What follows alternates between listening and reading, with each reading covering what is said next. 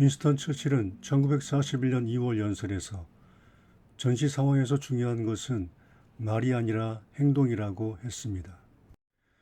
그는 루즈벨트 대통령과 미국을 향해서 히틀러와 싸우는 데 필요한 실제적인 도움을 달라고 호소했습니다.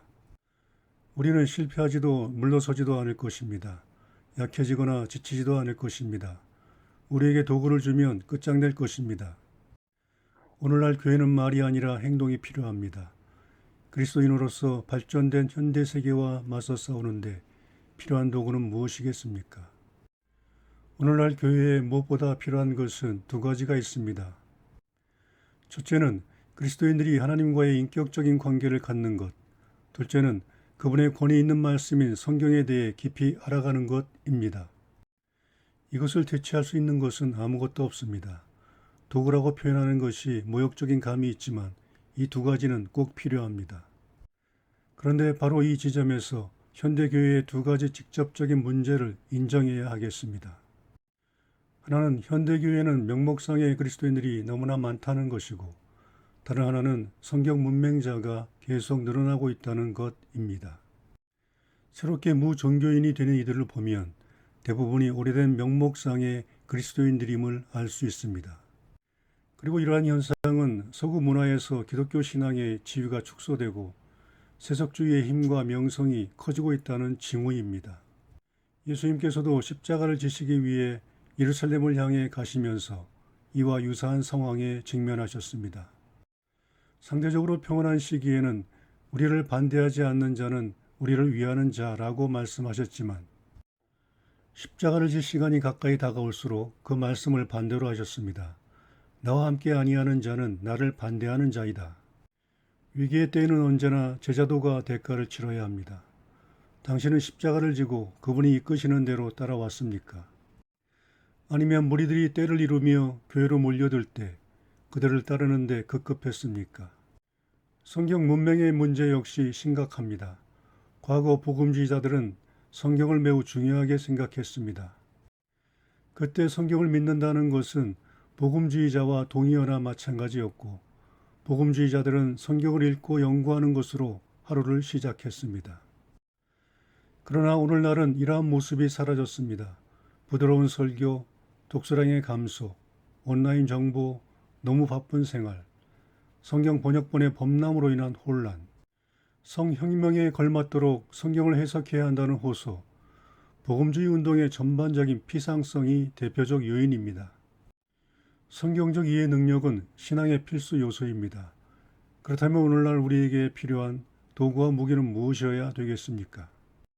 우리가 승리하기 위해서는 발전된 과학기술과 기법보다 훨씬 더 좋은 무엇인가가 필요합니다. 우리는 과학이 만들어낸 모든 형태의 우상 숭배와 맞서야 합니다. 특별히 다음 세 가지 특징에 맞서야 합니다. 첫째, 과학기술은 정보와 사고 활동을 강조함으로써 육체를 무시하는 영지주의적 성향을 보입니다.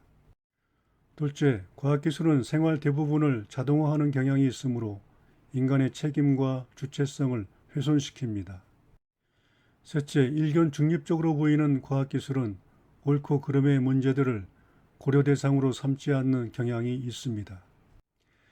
그러나 과학이 우상시되는 경향을 볼 때 악을 극대화할 것이며 내일의 테크노 유토피아조차도 인간의 죄성 때문에 문제가 생길 것임을 유추할 수 있습니다. 현대 커뮤니케이션의 위력은 놀라울 수준에 도달했고 앞으로도 발전 가능성이 무궁무진합니다. 그러나 과학기술만으로는 절대 기독교적 소통에 도달할 수 없습니다. 스스로 생각하는 노력을 하지 않을 때, 의도적으로 성령을 의지하지 않을 때, 얼굴과 얼굴을 맞대는 관계와 사랑이 뒷받침되지 않을 때, 우리는 사도 바울이 말한 대로 소리나는 구리와 울리는 꽹과리 수준을 벗어나지 못할 것입니다. T.S. 엘리엇은 지금 우리가 직면하고 있는 현상을 보고 이렇게 질문했습니다. 우리가 정보로 잃어버린 지식은 어디 있는가? 우리가 지식으로 잃어버린 지혜는 어디 있는가? 모든 사람이 상호 연결을 강요받고 누군가가 우리를 속속들이 지켜보고 있는 시대에서 사생활을 지키기란 그 어느 때보다 어렵습니다. 독서는 시간 낭비로 보일 수 있지만 매우 중요합니다. 성찰과 묵상은 뒤로 밀려나기에 십상이지만 매우 중요합니다. 소셜미디어가 집단 사고를 강요하는 시대에서 독립적인 사고는 쉽지 않지만 꼭 필요하고 중요합니다. 복사기처럼 남들에게 똑같은 인정을 구하는 시대에서 철이 철을 날카롭게 하듯 서로 간에 불꽃 튀는 대화는 찾아보기 어렵지만 꼭 필요합니다. 현재와 미래만 끝없이 강조하는 시대에서 과거의 역사는 그 어느 때보다 중요합니다. 로마 황제처럼 소셜미디어의 군중들이 엄지를 올리고 좋아요 혹은 엄지를 내리며 싫어요를 남발하는 시대에서 시류를 타지 않는 확신과 신념을 고수하는 용기를 내기란 어렵지만 꼭 필요합니다. 올바른 정보 획득은 필요한 일입니다. 하지만 진정한 지식을 얻는 것이 더 낫고 나아가 정보와 지식을 얻은 후에 참된 지혜를 얻는 것이 훨씬 더 낫습니다. 그리스도인들은 언제나 감사하며 기쁨으로 새로운 과학기술을 활용하여 그 기술들의 최선과 최악을 감시하는 작업을 게을리해서는 안 됩니다. 예수님은 제자된 우리가 세상에서 살되 세상에 속하지는 말라고 하셨습니다. 이것은 세상을 가까이 하되 세상에 대해서는 도전적으로 살아야 하는 만만치 않은 과제입니다. 이런 태도는 세상과 역동적 긴장관계를 만들고 교회의 고유문화 형성 능력을 인정합니다. 그러나 이런 균형을 유지하며 계속 긴장관계 속에 살아가기란 쉽지 않습니다. 그러므로 그리스도인들에게는 세 가지가 필요합니다. 첫째는 세상에 참여하기이고, 둘째는 세상을 분별하기이고, 셋째는 주의 진리와 부르심을 부정하는 세상의 모든 것에 대해 아니오라고 말하기입니다.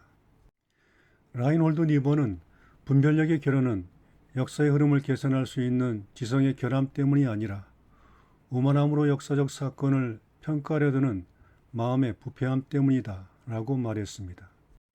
그들처럼 우리들도 역시 무지한 머리와 교만한 마음이라는 이중적 문제를 안고 있습니다. 오직 주님만이 역사를 객관적으로 정확히 아십니다. 우리 주님과 성경 말씀을 늘 진지하게 받아들입시다. 우리 자신의 만성적 자만심을 늘 경계합시다. 주님께서 우리 마음을 감찰해 주시고 편견을 제거해 주시도록 늘 기도합시다. 우리를 고쳐주시고 인도해 주시도록 성령님을 적극적으로 의지합시다.